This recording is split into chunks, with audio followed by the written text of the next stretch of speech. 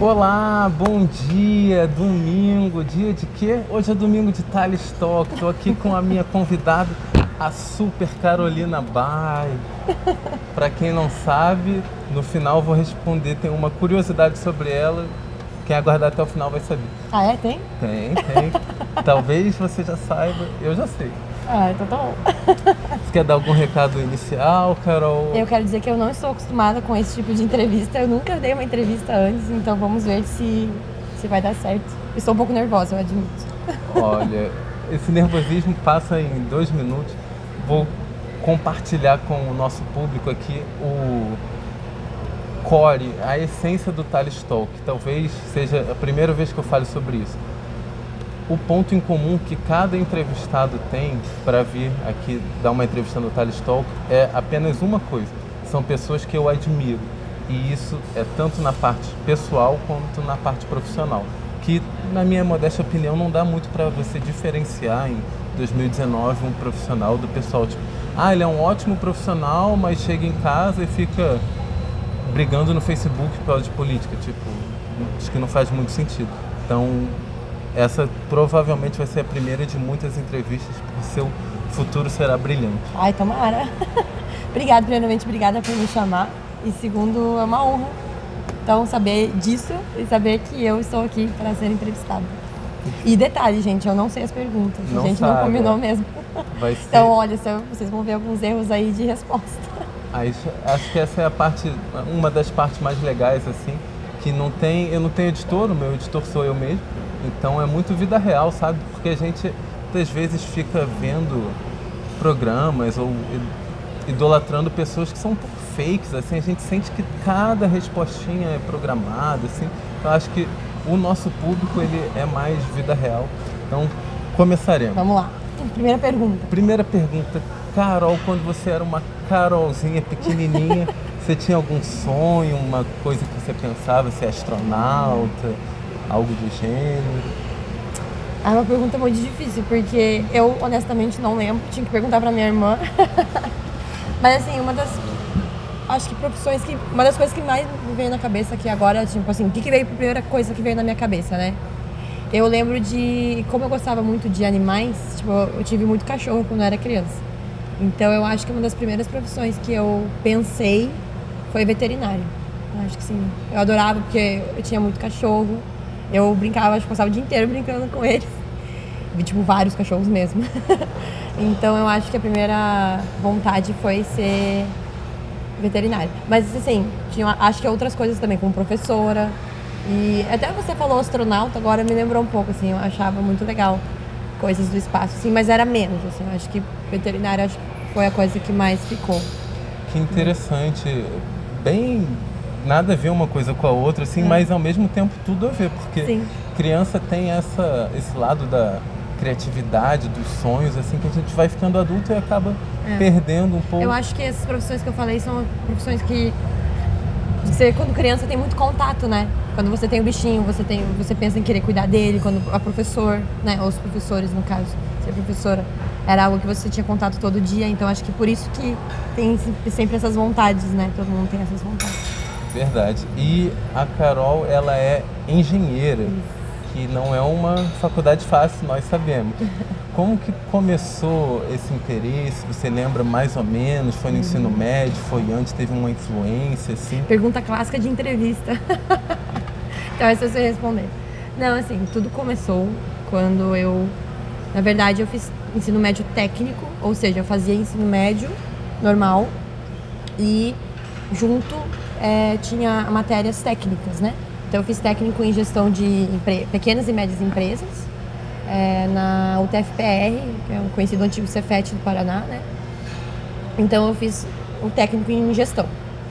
Lá a gente viu vários pilares da administração, né? Marketing, RH, produção e mais um que eu já nem lembro mais. E na época eu gostei muito da parte de produção. E teve uma vez que a gente foi fazer uma visita técnica numa empresa, não vou falar o nome porque não está patrocinando a gente. Pode falar, pode falar. Eu visitei a Electrolux, né, que tem uma fábrica lá em Curitiba. E eu lembro de ter feito essa visita técnica para uma matéria. E quando eu entrei na linha de produção, o meu olho brilhou, assim. Eu lembro de ter uma fábrica de refrigeradores. Eu lembro de ter visto, assim, uma empilhadeira levando os produtos acabados, e daí as portas da geladeira passando por cima, a linha de produção puxando os produtos semi-acabados. E eu falei, meu Deus, que loucura, que desorganização. E tudo funciona. E eu pensei assim, nossa, eu quero estar aqui, quero estar nesse ambiente. E aí eu fui pesquisar um pouco mais sobre como entrar na indústria, né? E aí eu descobri que a melhor maneira era fazendo engenharia. E com isso, aí foi só questão de definir qual engenharia fazer. Na época eu ia fazer produção, ia fazer produção, certeza, tal, porque meu foco era mais linha de produção. E aí eu percebi que mecânica poderia me abrir mais portas. E por isso, no fim, fiz engenharia mecânica. Então, esse é um resumo da minha escolha. Que legal, assim, eu acho muito interessante a pessoa que consegue identificar aquele ponto-chave que aqui tudo mudou. Você fala, é isso que eu quero, porque muitas vezes, às vezes, não são nem tão jovens, já são mais velhos, a pessoa ainda é indecisa do que fazer, ela começa uma faculdade, aí não gosta, aí tranca, faz outra e tal. E um velho clichê, assim, né? Não tem nenhum especialista em sua área que deteste o que faça, né? Imagina, tipo, o Michael Phelps falando, eu odeio nadar, na boa, eu faço isso só porque eu sou bom. Então... Mas assim, como tudo, né? Tem coisas que você gosta mais e coisas que você gosta menos. Então é claro que engenharia tem várias matérias que são muito chatas. Porque assim, mesmo dentro de uma área, tem coisas que você vai fazer que você não gosta e coisas que você gosta. Às vezes, claro, vai ter semestres que eu lembro que eu odiava tudo que eu fazia. Mas assim, você sabe que no fundo aquilo vai te levar para algo bom, sabe? Então é isso que vocês têm que... Essa é a minha dica aí, número 1, aí talvez para quem esteja na faculdade ainda, é saber que nem tudo vai ser legal, sabe? Não vá com a ideia também de que, puta, agora a faculdade vai ser irada, vou fazer só coisas que eu gosto. Não é verdade. Não é verdade mesmo. E o que você diria, assim, que fazer o ensino médio técnico te auxiliou na carreira profissional, assim, porque eu nunca fiz, mas o que eu ouço, o que eu estudo, assim, é que o jovem, muitas vezes, ele não tem a mínima noção, ele vive de mesada, ele faz um curso de inglês, uma coisa, mas ele não tem ainda nada muito específico, às vezes como é nos Estados Unidos, como é lá fora. Então você sentiu essa mudança positiva? Totalmente. É que assim, como que eu entrei no ensino médio técnico? Vamos voltar mais uma pergunta, então. Na verdade, tudo começou quando eu estava fazendo ensino médio fundamental, que fala, né? 8ª série, isso. Estava fazendo 8ª série e eu comecei a falar, eu quero ir no Colégio Popular de Curitiba, eu quero ir lá pra onde, sabe? Normal. Que o meu colégio só ia até a 8ª série que eu estava fazendo. E aí eu comecei a discutir com a minha mãe, falei, mãe, onde que eu vou estudar no ensino médio? Não sei, filha, temos que ver porque é muito caro o ensino médio, né? Eu ia fazer particular. Minha mãe sempre, graças a Deus, conseguiu pagar a escola pra mim, pra nós, né? Eu e minha irmã. E chegou numa época, todo mundo, meus amigos, estavam fazendo cursinho pra entrar. Um cursinho. Era um cursinho tipo vestibular, só que pra ensino médio. E eu, a Maria vai com as outras, falei, quero fazer também, vai ser muito legal. E daí na época tinha algumas escolas que tinham exames para classificatório para entrar no ensino médio. Por exemplo, o Colégio Militar, né, tinha uma prova para fazer, então tinha algumas opções. O Colégio Militar tinha a próprio IF, né, que é o Instituto Federal daí do Paraná, mas tem todos os estados possuem IFs. E tinha o próprio Cefet, que é muito conceituado lá em Curitiba. Na época, hoje já não é mais, porque não virou universidade, enfim. Isso a gente pode... vou devagar aqui. Então, tinha pelo menos... e o CEP, que era o Colégio Estadual do Paraná. Então, tinham 4 escolas em Curitiba que tinham o processo de seleção via prova. E esse cursinho dava aula para pessoas de 15 anos. Pense, 15 anos fazendo cursinho já. Eu acho isso meio loucura, mas ok. Dando aula para essas pessoas poderem fazer esse curso. E são escolas muito boas, todas elas. Então, eu fui Maria vai com as outras, admito. E meus amigos estavam fazendo esse cursinho, eu falei, quero fazer também. Minha mãe achou uma boa ideia, porque envolvia estudos, e eu fui. Aí chegando lá, eu fui entendendo essa dinâmica toda, porque eu só fui pra fazer, né? E eu era uma aluna muito boa, assim, eu tirava notas muito boas mesmo, assim. Matemática eu sempre fui muito boa. Português era mais ou menos, mas história eu adorava. Então eu ia bem em todas as matérias. Então só potencializou o meu lado inteligente, nerd aí. Então eu fui fazendo cursinho e daí foi chegando o fim do ano e eu fui pensando, meu Deus, aonde eu vou fazer o ensino médio? Como eu já estava pagando apogeu, a minha mãe, né, que é o cursinho, minha mãe virou pra mim e falou, Carol, Eu não vou pagar nada, não. Aproveita aí que você tá fazendo esse cursinho e escolhe uma das opções. Aí foi a hora que eu falei, nossa, eu preciso tomar uma decisãozinha aqui, né? E fiz todos os processos seletivos. Foi difícil escolher qual curso, porque na época o Cefet tinha 5 cursos e eu não sabia qual deles eu queria. Aí eu falei, vou fazer um mais padrão, um mais, vamos dizer assim, mais sem ser tão específico, que era o de gestão. Então, eu escolhi fazer gestão de pequenas e médias empresas. Eu não sabia que isso ia mudar tanto a minha vida, né? Porque, na verdade, o que eu sinto é assim, naquela época eu já era um pouco mais madura que muita gente da minha idade. Por quê? Porque eu já tive a ideia de querer fazer já tinha notas boas, então isso já mostra um pouco mais de comprometimento, tipo, pensando no futuro, assim. Eu sabia que aquilo ali ia ser importante pra mim, sabe? Mas da onde que história vai ser? Cara, você tem que entender da onde veio tudo isso que a gente tem hoje, sabe? Então, eu gostava de história. Nossa, por que adianta aprender sobre flores? O que eu vou usar na minha vida? Eu não uso botânica, por exemplo, na minha vida. Mas eu sei que ter esse conhecimento é essencial, sabe? Eu não preciso saber que o caule, que as pétalas são chamadas de xixi, que eu não sei, porque isso não é minha área. Mas saber que existe um nome para aquilo é o suficiente. Então, na época, eu tinha esse apreço pelo conhecimento. Ok, então eu achava que ele já era um destaquezinho. Mas, assim, entrando no técnico, vieram várias responsabilidades. Então, quando eu entrei no técnico, o ensino médio normalmente é 3 anos, virou 4. Então, eu já tive 1 ano a mais de ensino médio. E no final do técnico, tinha que fazer estágio. Então, eu já, com 15 anos, vamos lá, eu comecei a ter a dinâmica do mercado de trabalho. Coisa que pessoas demoram muito mais tempo para entender. Essa dinâmica do mercado de trabalho, entendendo o que são empresas, qual que é a diferença de uma prestadora de serviço, de uma empresa de bens, né, que produz bens. Então, começar a entender a dinâmica de vida adulta, sabe? Isso que eu acho que foi muito legal e, às vezes, eu conversava com pessoas da mesma idade e sentia que eu tinha um amadurecimento muito maior do que comparado com outras pessoas que ainda estavam um pouco mais perdidas ou, sei lá, aproveitando a vida, não sei. Então, eu acho que isso me fez amadurecer um pouco mais rápido. Hoje em dia, com 26 anos, eu não me acho mais madura mais, assim, acho que as pessoas são bem maduras.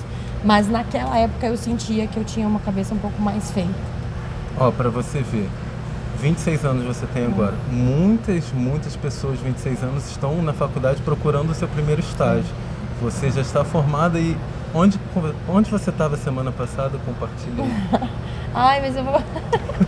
Não quero me achar. Eu queria dizer antes que eu sou muito grata pelas oportunidades que a vida me dá. Mas eu estava viajando a trabalho. Eu fiz uma Eurotrip. Eu fui para Gotemburgo, depois fui para França, em Bourg, visitar uma fábrica da Volvo. E depois fui num fornecedor fazer uma auditoria logística. Então você vê, eu posso dizer com segurança que você é sim muito mais madura do que as pessoas da sua idade. E muito legal a sua trajetória para o ensino médio, porém não foi a última vez que você fez uma prova e teve uma outra mudança de patamar, né? Teve a época do intercâmbio. Nossa, você estudou minha vida? Tô guardando um segredo pro final.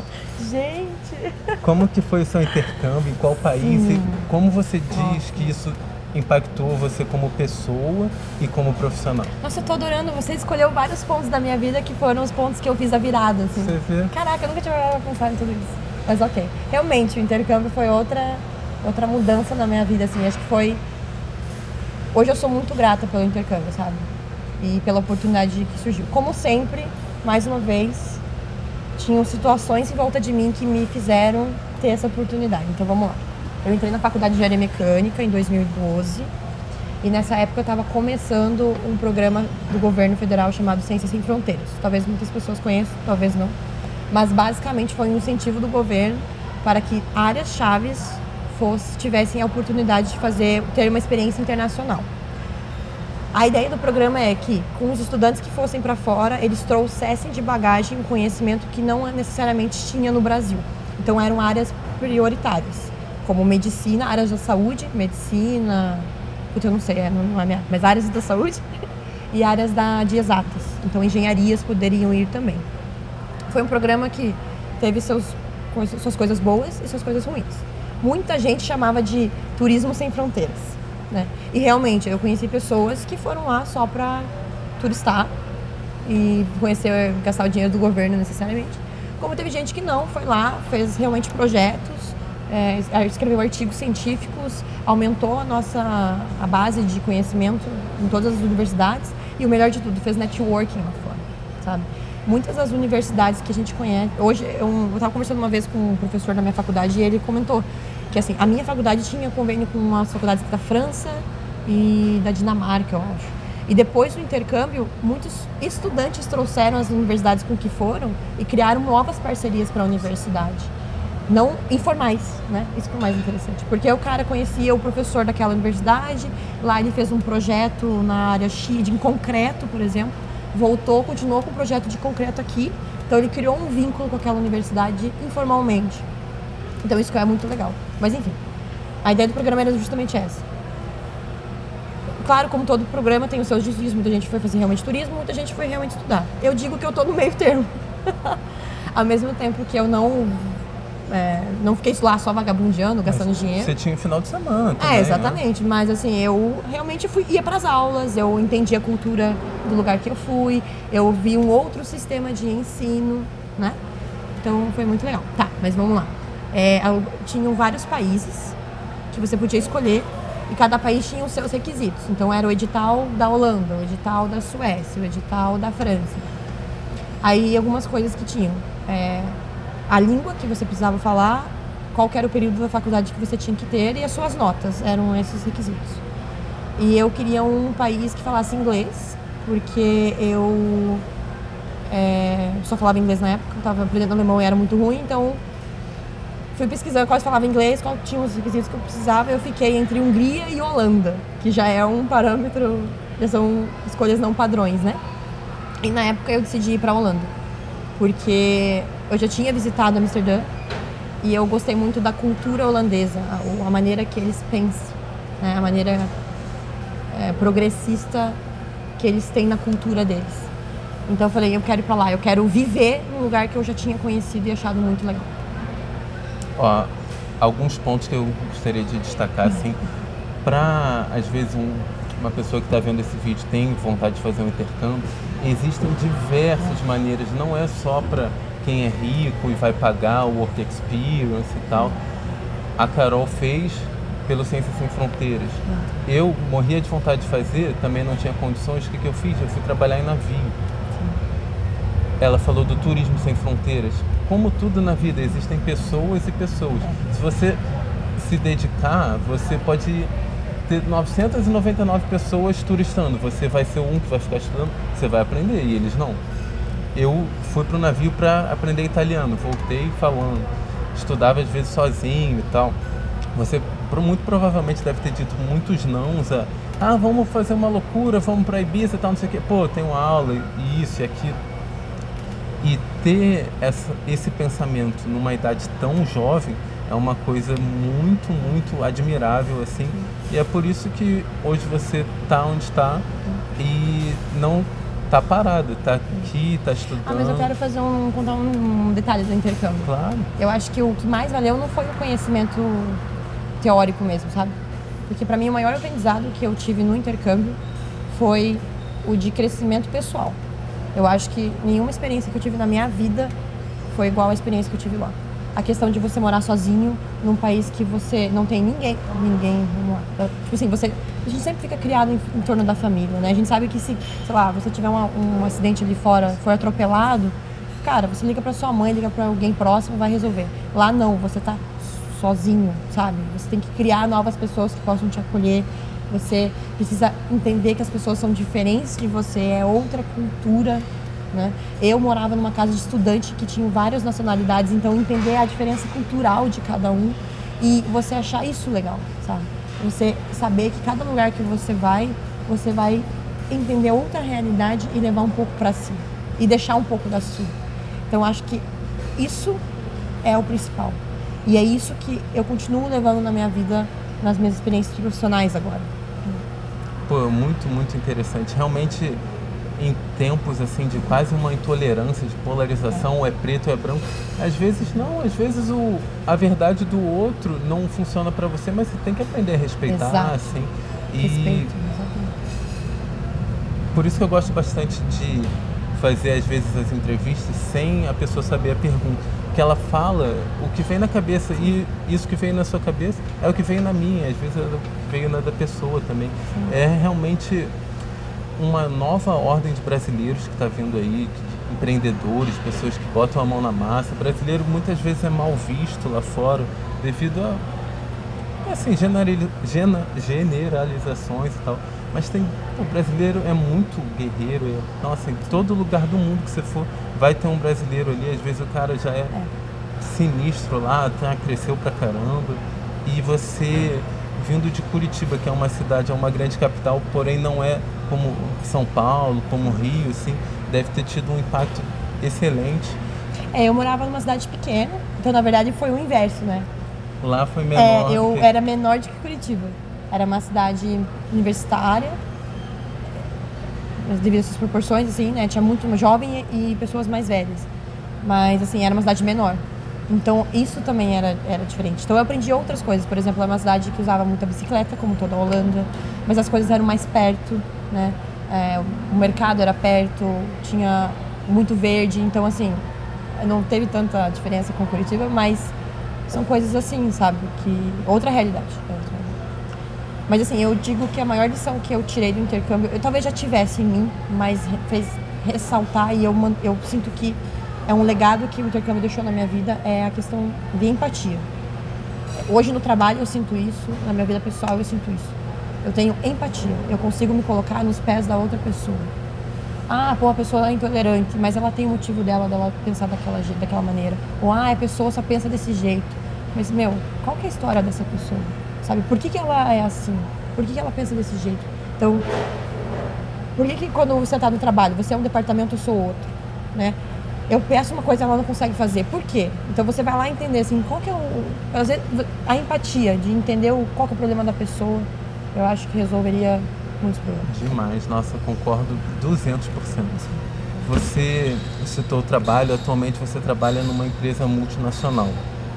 Como que é, assim, essa diferença da cultura que você teve da Europa para a cultura brasileira? Tem algum impacto? E quando você viaja a trabalho, como que você se sente, assim, representando o nosso país, às vezes, trazendo coisas, diz para os colegas daqui da empresa também? Então, essa é uma das várias coisas que eu gosto do meu trabalho atualmente. Hoje eu estou numa vaga temporária, né? Porém, é uma vaga que é global. E eu me considero muito privilegiada por ter essa vaga, mas enfim, respondendo a tua pergunta, né? O meu time, ele é multinacionalidades.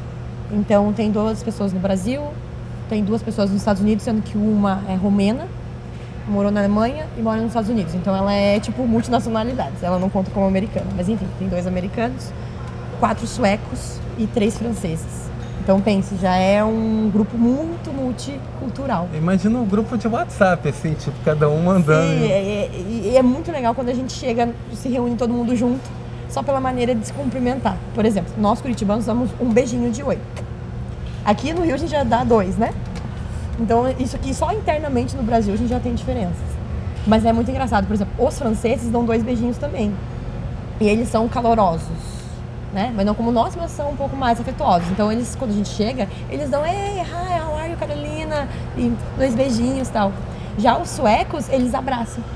E não é muito comum para os suecos. Os suecos normalmente dão a mão. Já são um pouco mais frios, mas como a gente tem uma boa relação com todo mundo, eles abraçam. O que é muito legal.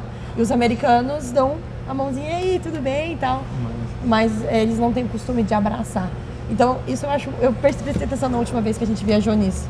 Como é diferente cada um. E às vezes buga a cabeça, sabe? Porque com os franceses você dá 2 beijinhos, daí você vai pro sueco que tá do lado, e você vai dar beijinho também, eles ficam meio desconcertados, assim. Mas eles entendem, porque a gente é muito caloroso. Então é bem legal essa diferença cultural, assim. E é muito bacana que cada um tem um nível de inglês e um sotaque diferente. E é muito legal, assim, porque apesar de a gente ser muito diferente e estar horas de diferença cada um no fuso horário, quando a gente se vê, é muito legal, porque como a gente tem muito contato via Skype, quando é pessoal parece que a gente se vê direto, sabe? E eu gosto muito dessa diferença cultural. Além de tudo, o meu grupo, além de multicultural, eles são mais velhos também. Eu sou uma das pessoas mais jovens da minha equipe, então eu me sinto muito privilegiada de estar compartilhando a experiência daqueles caras, sabe? Eles são muito, muito inteligentes. Hoje eu trabalho na área da logística, né?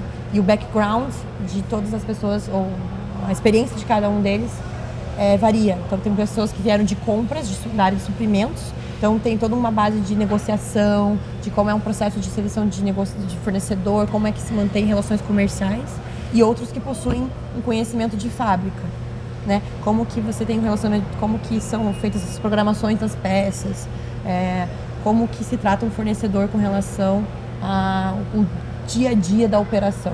Então são experiências diferentes que, quando eu tô com esses caras, eu aprendo muito. Pô, demais. 9 entre 10 grandes empresários dizem, os livros comprovam que nós somos uma média das 5 pessoas que mais passamos tempo. Se você está passando tempo com o vice-presidente de logística, o cara melhor da Bélgica e tudo, nossa, você vai absorvendo uma coisa, assim, vai crescendo de uma maneira incrível. Então, se você é o cara mais inteligente da sua roda, seria interessante você trocar de roda. Fica a dica aí. Pode ser, acho uma boa dica. E agora falando mais sobre o lado Carol. A gente falou de livros, você tem um livro favorito? Quer indicar aí pra gente? Eu admito pra vocês que eu não leio tanto, uma decepção, eu sei. Mas eu digo que eu tenho que dar uma pausa na minha vida com livros, porque durante a engenharia eu tinha livros desse tamanho que eu precisava ficar folhando para estudar, então eu fiquei traumatizada.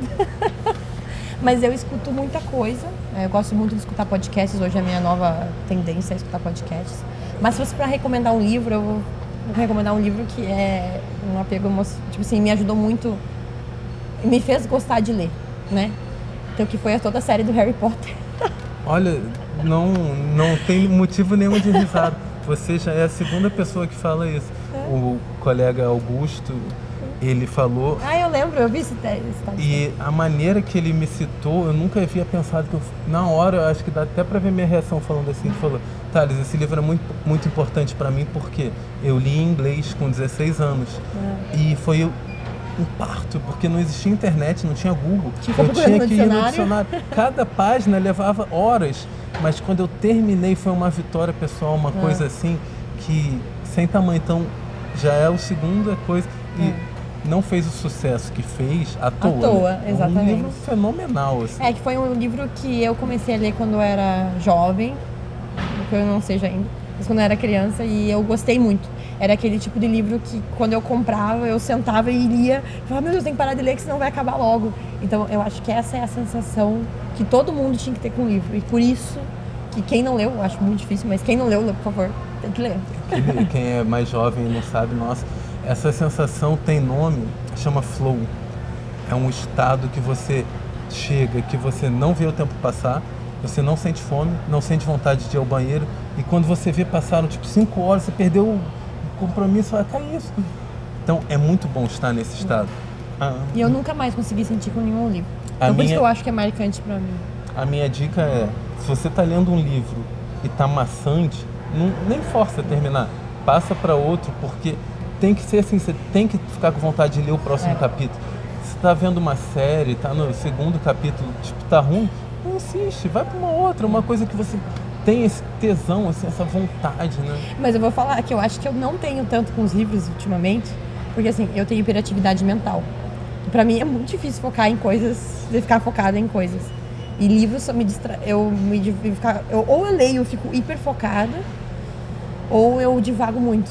Eu fico, boring, sabe? Eu já me entedio meio fácil. Então, acho que pelo meu comportamento é mais difícil eu me manter uma leitora mais assídua. É uma coisa que eu vejo muito da nossa juventude. Eu falando do meu alto, dos meus 30 anos, o podcast que você citou. Eu, por exemplo, gosto de ouvir audiobook. Às vezes eu sinto uma certa resistência de completar um livro inteiro, mas é do sentido, eu leio 3 páginas e eu já tenho vontade de botar em prática, eu fico com uma ideia, fico com uma vontade e tal. Agora um podcast, um audiobook, você consegue lavar uma louça fazendo, você consegue andar de bicicleta fazendo. Qual esse podcast que você falou aí? Fiquei curioso, qual seria? Não tem que pagar, só vou falar se pagar. Brincadeira, eu sou muito fã do pessoal do Jovem Nerd e eu gosto de coisas nerds, apesar de não parecer. E eu gosto muito das coisas do Jovem Nerd e pra mim o meu podcast preferido é o Nerdcast. Eu gosto de todos os... Eu gosto pela variedade que eles têm. Então tem podcasts que é sobre ciência, o que me lembra toda aquela minha bagagem de conhecimento. Então, assim, apesar de eu não ser especialista, não ser na minha área, por exemplo, sobre ondas gravitacionais, mas eles têm um podcast sobre ondas gravitacionais que eles fizeram e eu achei incrível, porque me lembra das coisas que eu estudei há muito tempo atrás de física, por exemplo. Desde coisas assim, como coisas de cotidiano. Uma viagem que eles se deram mal, ou alguma situações engraçadas que eles vivem, e você se reconhece naquilo, eu acho muito legal. E também sobre os filmes, né? Cultura pop em geral, que também eu adoro. Aprendizado, realmente. Às vezes, sabe quando você assiste um filme e você quer comentar com alguém? E às vezes os amigos não assistiram ainda, ou enfim. E daí eles comentam sobre aquele filme e eu me sinto bem, sabe? Porque, eles estão comentando, aquela coisa que eles também estão falando sobre isso. Eu percebi isso quando eu assisti o filme. Eu não percebi, vou ter que ver de volta. Isso eu acho legal. Você falou uma coisa, eu vou citar aqui a pessoa que me apresentou o YouTube. Eu não conhecia. Foi você mesmo. Eu vi o YouTube só como vídeos e tal. Tipo um videoclipe, assim. Aí você me apresentou há muitos anos atrás. Esse era o recado. A Carolina, ela é a minha cunhada. É a irmã mais nova da Karina. Que tá ali atrás. Eu lembro, a gente estava em Curitiba, eu tinha acabado de ver Batman vs Superman, você já tinha visto. Nossa, faz tempo isso, hein? Faz tempo. Foi uma sessão de meia-noite, assim. Aí a gente chegou em casa, e aí, gostou do filme? Eu falei, gostei, mas não foi nada desse jeito, assim, extraordinário. Foi um filme normal pra ti, tipo, Acho que eu criei muita expectativa. Aí você falou, vê isso aqui. Era o veredito do Omelete. Nossa, parece aquele meme que o cérebro... Eu falei, como esses caras veem tanta coisa que eu deixei passar num filme que eu acabei de ver? Tipo, aí eu fiquei revendo e isso me levou a ver o Super 8, que é do Otávio Gá, o Pipocando, e hoje em dia eu adoro. Parece que da nossa geração, e até das mais novas, virou rotina. Você acaba de sair do cinema e bota a crítica do filme. Eu vou te falar uma coisa que isso virou muito minha rotina.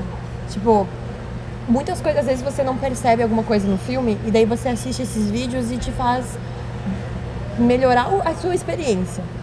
Então, às vezes você sai de um filme meio confuso, assim, tipo, nossa, será que aquilo foi aquilo mesmo? Aí você assiste o vídeo e os caras falam a mesma coisa e você fala, olha, eles tiveram a mesma sensação que eu. Eu me sinto muito bem... Tipo, a minha linha de pensamento é muito parecida com a do Omelete e com a do Jovem Nerd, por isso que eu gosto bastante deles. Mas eu sei que tem outros canais que têm outras visões às vezes e outras pessoas se identificam mais. Mas o meu modo neutro de ser, me identifico mais com eles. Não, eu sou fã incondicional do Omelete. Acho que eles estavam e ainda estão à frente do nosso tempo, assim. Eles deviam ser mais valorizados, na minha opinião. Com certeza. Mexer de graça, vamos parar com vocês. Com certeza. Agora que eu revelei que eu já conheço a Carol há muito tempo, você vai na Comic Con. Vou na Comic Con esse ano, primeira vez. Tem o dedo do Omelete lá. Sim, eu sei. Não, eu lembro da primeira vez que eles fizeram, eu tava no intercâmbio na época. Foi 2014, foi quando teve a primeira Comic Con.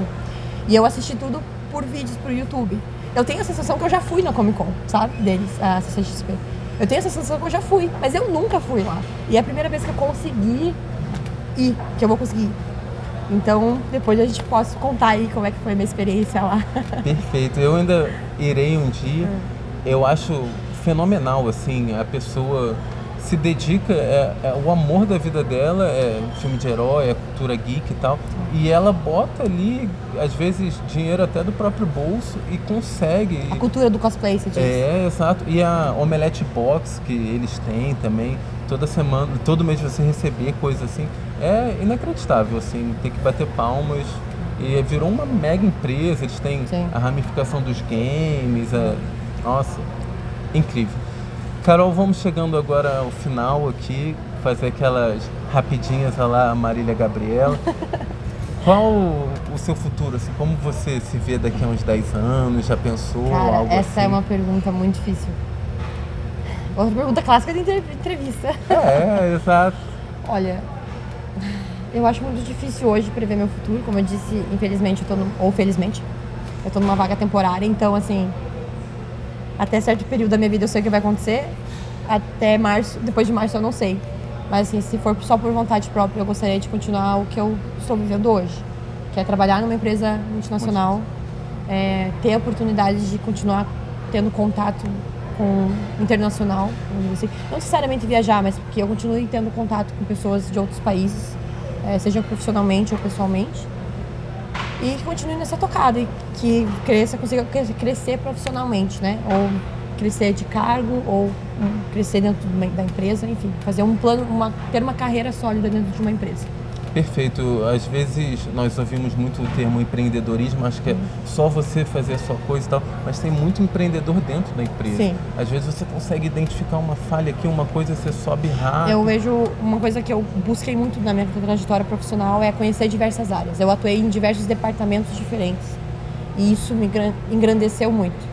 Então, se eu puder continuar nessa tocada, é claro que eu prefiro agora fazer experiências um pouco mais longas do que eu tive anteriormente. Passar uns 5 anos num departamento, ou crescer dentro dele, ou ir mudar para um próximo, né? Mudar de função, coisas nesse nível. Assim. Eu me vejo indo nessa tocada. Perfeito. Você tem alguma frase que você goste? Uma citação? Ou se essa for muito difícil para você, o seu filme favorito? Se você tem algum, já pensou nisso? Ai, tá, só faz pergunta difícil.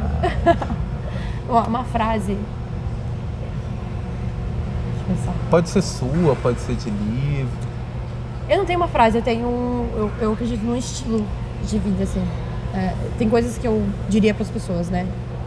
Tenha empatia, sabe? É um valor que eu sigo muito, e bom humor. Eu acho que essas duas coisas vão te manter feliz e leve ao longo do tempo, sabe? E outra, viagem. Sério. Olha, a minha dica para as pessoas é viagem. Perfeito. Depois dessa, eu vou encerrar, porque viagem não é gasto, é investimento. Cara. Você volta muito maior, melhor do que você foi. Nesse momento eu viajei porque eu estava no Rock in Rio. Primeira vez também. Olha, esse ano várias primeiras vezes. Primeira vez no Rock in Rio. E eu adorei. E foi uma puta experiência pra mim. Então, viajei, né? Perfeito. E pra... ainda tá com você. É muito gente boa, muito parceira, que ela dormiu nada. A gente tá aqui no aeroporto. Passei maquiagem. Gente, tô com cara lavada. E pra encerrar, essa vai ser a primeira vez que eu faço no Thales Talk. Quem você gostaria que eu entrevistasse? Pode chutar na lua. Olha, a gente falou do Omelete. Não seria legal entrevistar um desses caras nerds? Ou o jovem nerd, desses caras assim? Nossa, perfeito. Que atingem várias pessoas. E eu acho que eles têm um puta conhecimento, sabe? De empreendedorismo que você fala. Eu acho que eles são caras visionários, assim. Seria muito interessante conversar com eles. Vou mandar um inbox. Omelete, me aguarda. Hashtag Omelete e Thales Talk. Crossover. Um beijo, Carol. Agradeço a todos que ficaram até o final e é isso.